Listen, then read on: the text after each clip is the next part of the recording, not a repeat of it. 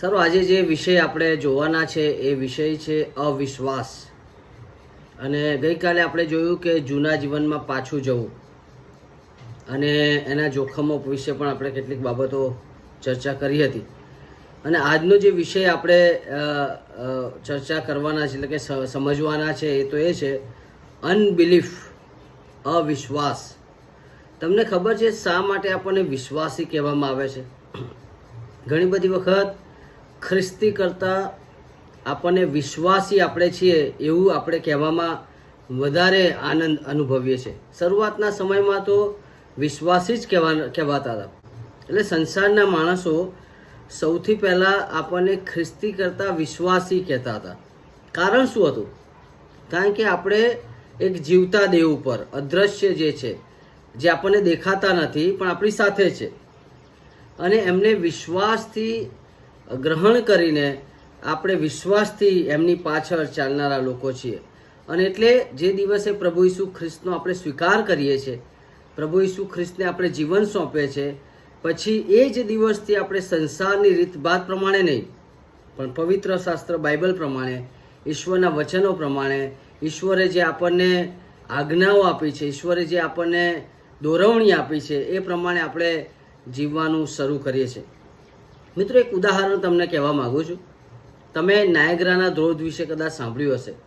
એક વખત પેલા દોરડા ઉપર ચાલનાર માણસ એક છેડાથી બીજા છેડા સુધી એ નાયગ્રાના ધોધ ઉપર એ ચાલીને જતો હોય છે, અને આજુબાજુનું બહુ બધું પબ્લિક અને તાળીઓ પાડે, લોકો આનંદ કરે અને આની વાહવાહ કરે, પ્રશંસા કરે. અને આ વચ્ચે બહુ જબરજસ્ત ખીણ, જોખમી ધોધ, જો ત્યાં તે પડી જાય તો કદાચ એ ફરીથી જીવિત ના રહી શકે, આવી પરિસ્થિતિ એની. હવે આ માણસ તો બહુ જ સરસ રીતે, એક સહજ રીતે ચાલીને એક છેડાથી પેલી બાજુ જાય છે. લોકો એને વેલકમ કરે છે. બીજી વખત પણ એ પ્રયત્ન કરે છે, આંખે જે પાટો બાંધ્યો હોય છે એ બાંધીને એ આખો ખીણનો જે ભાગ હોય છે ક્રોસ કરે છે, અને લોકો એટલા બધા ખુશ હોય છે. અને ત્યારે પછી આ એક પ્રશ્ન પૂછે છે, શું તમને વિશ્વાસ છે? જે ઊભા છે એમને પ્રશ્ન કરે છે કે હું આ જે છે, એટલે કે દોરડું છે, એની પર હું કોઈ એક વ્યક્તિને પણ ઉચકીને પેલી બાજુ જઈશ અને હું પડીશ ને, એવો વિશ્વાસ છે? તો કે હા. બધા કે તમે કરી શકશો. અને ત્યારે એક બાજુમાં એક ભાઈ ઊભા હોય છે, એમના પાસે એક નાનો 10 વર્ષનો દીકરો હોય છે. અને પછી આ જે માણસ હોય છે, જે નાયગ્રાનો ધોધ જે દોરડા ઉપર ચાલીને ક્રોસ કરે છે, માણસ એ ભાઈને કહે છે કે જો તમને વિશ્વાસ હોય તો તમારો દીકરાને મને આપો, હું મારી પીઠ ઉપર એને બેસાડું છું અને હું આ જે ધોધ છે, ખીણ છે, એક છેડેથી બીજે છેડે હું ક્રોસ કરીને જઈશ. અને ત્યારે પેલા ભાઈ એને ના પાડે છે કે ના, એ બાબત શક્ય નથી, હું મારા દીકરાને નહીં આપું. મિત્રો, જોયું તમે, જ્યાં સુધી એણે આંખે પાટા બાંધ્યા અને છતાં પણ એ ચાલ્યો, એમને એમ પણ ચાલ્યો, ત્યારે બધાને એમ લાગ્યું કે કેટલો જબરજસ્ત માણસ છે, કરી શકે છે, કરી શકે છે. પ્રશ્ન પણ પૂછ્યો એને અને કહ્યું કે શું કરી શકું છું? તો બધાએ હા પાડી. પણ જ્યારે એ જ બાબતને પોતાના જીવન ઉપર લેવાની આવી, જ્યારે પોતે એમાં ઇન્વોલ્વ થવાનું હોય, એમાં સામેલ થવાનું હોય, અને એ જે રિસ્ક હતું, જે જોખમ હતું, એમાં પોતે પણ આવવાની વાત આવી, ત્યારે એક પિતા પોતાના દીકરાને ના પાડે છે. કેમ ના પાડે? કારણ કે એને વિશ્વાસ પેલા ભાઈ ઉપર હતો, પણ જ્યારે એનો દીકરો એની સાથે જાય ત્યારે કોઈ પણ રીતે રિસ્ક લેવા માંગતા નહોતા. અને આવું જ આપણા ખ્રિસ્તી જીવનમાં થાય છે. આજે સવારે જ્યારે હું એક ડિવોશન વાંચતો હતો, ત્યારે પિતર કહે છે કે સમુદ્રમાં 3-1 વાગ્યાનો સમય હશે, અને આ લોકો બોટમાં હોય છે, મધ દરિયે હોય છે, તોફાન ચાલુ હોય છે, અને એવા સમયમાં પ્રભુ ઈસુ ખ્રિસ્ત ચાલતા પાણી પર આવે છે. અને જ્યારે ચાલતા આવે છે ત્યારે બધાને લાગે છે કે આ તો ભૂત છે, અને બધી જાત જાતની તર્ક વિતર્કો કરે છે. અને પ્રભુ ઈસુ ખ્રિસ્ત કહે છે, બિહોમાં, એ તો હું છું. અને ત્યારે પિતર બહુ આવેશમાં આવી જાય છે, અને પિતર કહે છે, પ્રભુ, જો તું હોય તો હું આવું તારી પાછળ, હું ચાલું? તો કહે છે આવ. અને પિતર પણ ત્યાં બોટમાંથી ઉતરીને સીધો ચાલવા લાગે છે. થોડું સ્ટેપ આઉટ કરે છે, અને આજુબાજુનું વાતાવરણ ભયંકર તોફાની વાતાવરણ અને જબરજસ્ત પવન, આ બધું જોઈને પછી એ ડરવા લાગે છે, ડૂબવા લાગે છે. પ્રભુ ઈસુ ખ્રિસ્તને બૂમ પાડે છે, બહાર કાઢવામાં આવે છે. જ્યાં સુધી એની દ્રષ્ટિ પ્રભુ ઈસુ ખ્રિસ્ત ઉપર હતી ત્યાં સુધી વિશ્વાસી હતો, પણ જ્યારે એની દ્રષ્ટિ પ્રભુ ઈસુ ખ્રિસ્તથી હટાવીને આજુબાજુની પરિસ્થિતિ ઉપર જાય છે, એ જ માણસ ત્યાં આગળ પ્રભુ ઈસુ ખ્રિસ્તની સામે ડૂબવા લાગે છે. અને એ જ વસ્તુ અહીંયા આપણે સમજવા માંગીએ છીએ. ખ્રિસ્તી લોકોમાં પણ અવિશ્વાસી લોકો હોય છે. અને એટલે જો તમે માર્કથી લખી સુવાર્તા 13મો અધ્યાય 58મી કલમમાં વાંચો તો ત્યાં બહુ સરસ લખ્યું છે કે પ્રભુ ઈસુ ખ્રિસ્ત અહીંયા ઘડી શાસ્ત્રીઓ અને ફરોશીઓની સાથે વાત કરે છે. ઘણા બધા ડાયલોગ્સ છે, ઘણી બધી વાતો છે, ઘણા બધા ઉદાહરણ આપવામાં આવ્યા છે. પણ અહીંયા ઘડી કેટલાક શાસ્ત્રીઓ અને ફરોશીઓ એ પ્રભુ ઈસુ ખ્રિસ્ત વિશે ઠોકર ખાય છે. એમણે પ્રભુ ઈસુ ખ્રિસ્ત વિશે સાંભળ્યું છે, અનુભવ કર્યો નથી. અને એટલા માટે પ્રભુ ઈસુ ખ્રિસ્તને એ જે દ્રષ્ટિથી જુએ છે એ દ્રષ્ટિ કોઈ પણ માણસ જોઈ શકે છે. હે ને, કે છે શું એ સુથારનો દીકરો નથી? શું એની માનું નામ મરિયમ નથી? શું યાકૂબ તથા યુસુફ તથા સિમોન તથા યહૂદા તેના ભાઈઓ નથી? અને શું એની સઘળી બહેનો આપણી પાસે નથી? જુઓ તમે, પ્રભુ ઈસુ ખ્રિસ્તને જોવાની આખી દ્રષ્ટિ જ અલગ હતી. ચમત્કારો કર્યા છે, મરેલા માણસોને સાજા કર્યા છે, જબરજસ્ત પાવરફુલ મેસેજીસ આપ્યા છે, જીવનો બદલાયા છે, અસાધારણ કૃત્યો કર્યા છે. પણ પેલા લોકો જે શાસ્ત્રીય ફરોશીઓ જે ધર્મના જબરજસ્ત પ્રખર હતા, જે નિયમશાસ્ત્રને પડાવતા હતા, પાડતા હતા, એવો દાવો કરતા હતા, જેઓ દેવના રાજ્યની વાત કરતા હતા, જેમણે પોતાનું જીવન એક ઈશ્વર માટે અલગ જ કરી દીધું હતું, આવા લોકો પ્રભુ ઈસુ ખ્રિસ્ત સાથે વાત કરે છે ત્યારે પ્રભુ ઈસુ ખ્રિસ્તને ઓળખતા નથી. એમની ઓળખાણ હતી પણ જુદા જ પ્રકારની હતી. એ ઈસુને ઓળખતા હતા પણ કંઈક અલગ રીતે એમને ઓળખતા હતા. અને પછી 58મી કલમમાં કહે છે, અને તેઓના અવિશ્વાસને લીધે તેણે ત્યાં ઘણા પરાક્રમી કામ કર્યા નહીં. કરી શકતા હતા પ્રભુ ઈસુ ખ્રિસ્ત, ઘણા કામ કરી શકતા હતા, પણ પ્રભુ ઈસુ ખ્રિસ્તે ત્યાં કામ કર્યા નહીં. મિત્રો, આ જ વસ્તુ આપણે આજે શીખવા માંગીએ છીએ. આપણે ખરેખર વિશ્વાસી છીએ કે અવિશ્વાસી છીએ?